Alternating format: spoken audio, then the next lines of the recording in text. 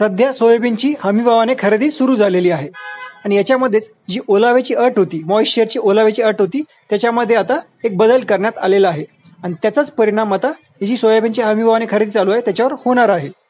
मित्रांनो, केंद्र शासनाने महाराष्ट्रामध्ये सोयाबीनची हमीभावाने खरेदी करण्यास परवानगी दिलेली होती आणि याची सुरुवात 15 ऑक्टोबरपासून झालेली होती. जवळपास महाराष्ट्रात 13.8 लाख मेट्रिक टन इतकं टार्गेट हे ठेवण्यात आलेलं आहे. पण सरकारची खरेदी म्हटली की त्यात प्रॉब्लेम्स हे आलेच. आता याच्यामध्ये जी अट ठेवण्यात आली होती ओलाव्याची ती होती 12%. आणि जर ओलावा 12% पेक्षा जास्त असेल तर मग एक तर माल रिजेक्ट होत होता किंवा मग त्याला जो हमीभावाने हमीभाव भेटला पाहिजे तो भेटत नव्हता. आता सरकारने जो हमीभाव ठेवलेला आहे तो आहे 4,892.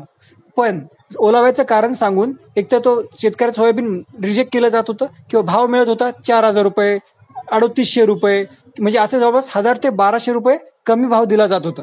याच्यामुळे शेतकरी हे नाराज होते. पण निवडणुका म्हटलं की सरकार मग नाराजी घेत नाही, त्याच्यावर लवकरात लवकर काहीतरी करण्याचा प्रयत्न करतं आणि याच्यामुळे सरकारने आता ओलाव्याच्या अटेमध्ये एक बदल केलेला आहे.